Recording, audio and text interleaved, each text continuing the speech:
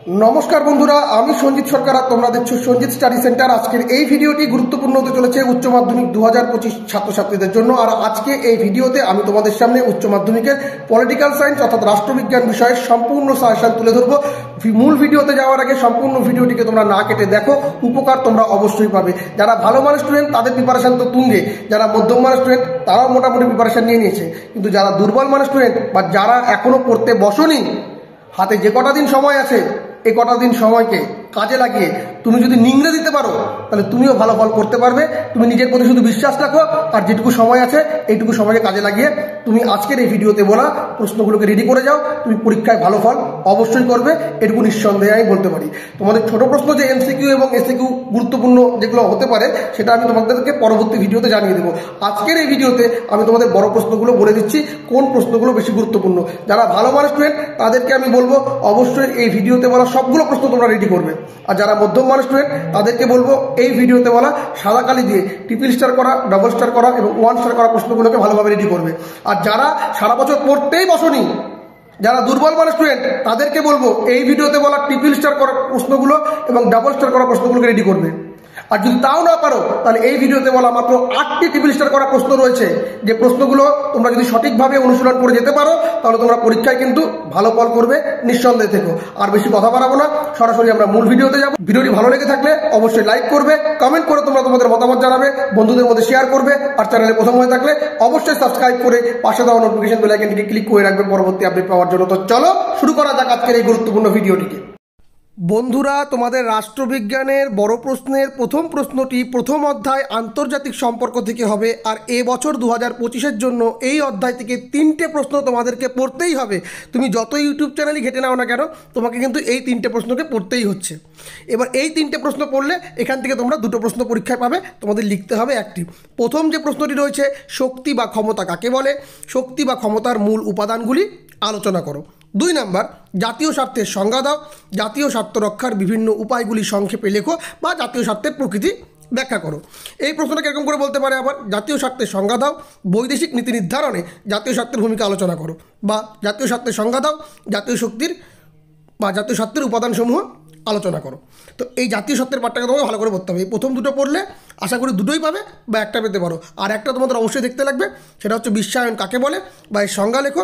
বিশ্বায়নের বিভিন্ন রূপ বলতে পারে বা ধারণা বলতে পারে বা প্রকৃতি বা উদ্দেশ্য, ওই একই উত্তর ঘুরে ফিরে তোমাদের হবে, তো এটা লিখতে হবে। বা এরকমও বলতে পারে বিশ্বায়ন কাকে বলে, বিশ্বায়নের প্রভাব বা বিশ্বায়নের ফলাফল বা বিশ্বায়নের সুফল ও কুফল লেখো।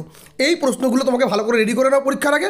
এখান থেকে তোমরা 2টো প্রশ্ন পাবে, এখন লিখতে হবে তোমাদের একটা, এবং 8 নম্বর তোমরা কিন্তু ঠিকঠাক টু দ্য পয়েন্ট অ্যান্সার করে আসলে নম্বর পেয়ে যাবে।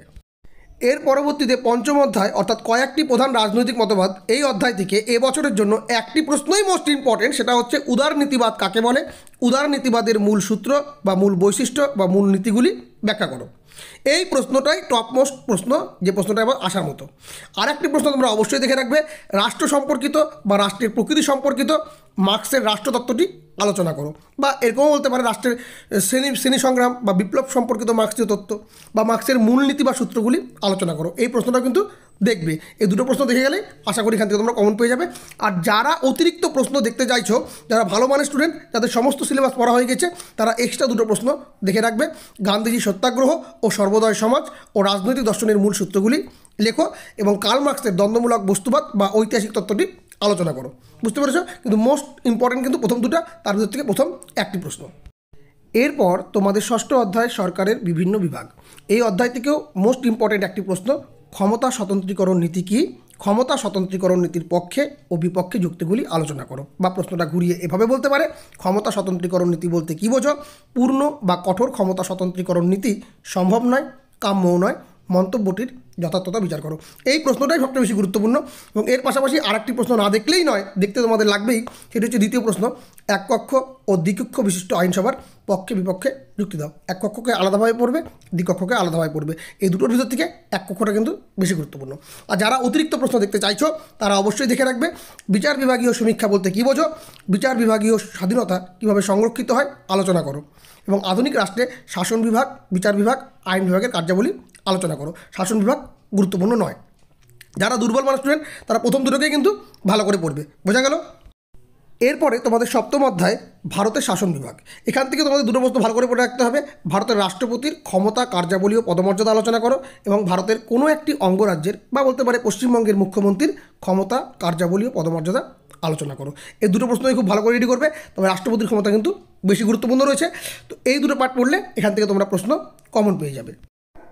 এরপর তোমাদের অষ্টম অধ্যায় ভারতের আইন বিভাগ। এখান থেকে তোমাদের একটি প্রশ্নকে পড়তে হবে, তবে এই একটি প্রশ্নের ভিতরে কিন্তু দুটো ভাগ রয়েছে, দুটো ভাগকে তোমাদের আলাদা আলাদা সেপারেট কিন্তু পড়তে হবে। আমি আগেই বলে দিচ্ছি, ভারতীয় পার্লামেন্টের বা সংসদের আইন পাশের পদ্ধতি বা সাধারণ বিল পাশের পদ্ধতি বা অর্থ বিল পাশের পদ্ধতি ব্যাখ্যা করো। ভারতীয় পার্লামেন্টের ক্ষমতা গঠন এবং কার্যাবলী আলোচনা করো। দুটো কিন্তু আলাদা প্রশ্ন, তোমাদের পার্টে পার্টে কিন্তু পড়তে হবে। যেহেতু টপিকগুলো রিলেটেড তাই আমি একবারে করেছি। এই প্রশ্নটাকে কিন্তু ভালো করে তোমাদের রেডি করতেই হবে। আর অতিরিক্ত প্রশ্ন যারা দেখতে চাইছো তারা অবশ্যই দেখতে পারো। পশ্চিমবঙ্গের বিধানসভার অধ্যক্ষের ভূমিকা আলোচনা করো এবং ভারতের লোকসভা ও রাজ্যসভার শাসনতান্ত্রিক সম্পর্ক ব্যাখ্যা করো। তোমাদের সর্বশেষ নবম অধ্যায় ভারতের বিচার বিভাগ। এখান থেকে তোমাদের প্রশ্ন পড়তে হবে ভারতের সুপ্রিম কোর্টের গঠন এবং এখতিয়ার বা কার্যাবলী সম্পর্কে আলোচনা করো। মোস্ট ইম্পর্টেন্ট প্রশ্ন কিন্তু এই অধ্যায় থেকে এই প্রশ্নটি। এবং দ্বিতীয় প্রশ্নটি খুবই গুরুত্বপূর্ণ, লোক আদালত কি, ভারতের লোক আদালতের বা রাজ্য আইনসভার গঠন ও কার্যাবলী ও কর্মপরিধি আলোচনা করো। আর একটি দেখবে ক্রেতা সুরক্ষা আদালত সম্বন্ধে একটি টিকা লেখো। আর যারা অতিরিক্ত প্রশ্ন দেখতে চাইছো তারা দেখে রাখবে ভারতের বিচার ব্যবস্থার বৈশিষ্ট্যগুলি আলোচনা করো।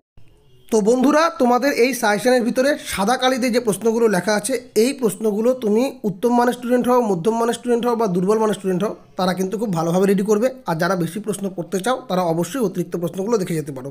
আর যারা সারা বছর ধরে কিছুই পড়োনি তাদেরকে আমি বলবো, আমার ভিডিওতে বলা যে প্রশ্নগুলো ট্রিপল স্টার করা রয়েছে, মাত্র 8টি প্রশ্ন ট্রিপল স্টার করা রয়েছে, যেগুলোকে তোমরা পাটে পাটে পড়বে কয়েকটা জায়গাতে।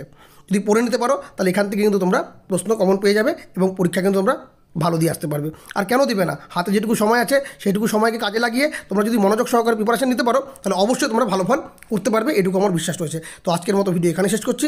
পরবর্তী ভিডিওর জন্য অবশ্যই ভিডিওটিকে লাইক করে দেবে, কমেন্ট করে তোমরা তোমাদের মতামত জানাবে, বন্ধুদের মধ্যে শেয়ার করবে। আর চ্যানেলে প্রথম হয়ে থাকলে অবশ্যই সাবস্ক্রাইব করে নোটিফিকেশন বেল আইকনটি ক্লিক করে রাখবে পরবর্তী আপডেট পাওয়ার জন্য।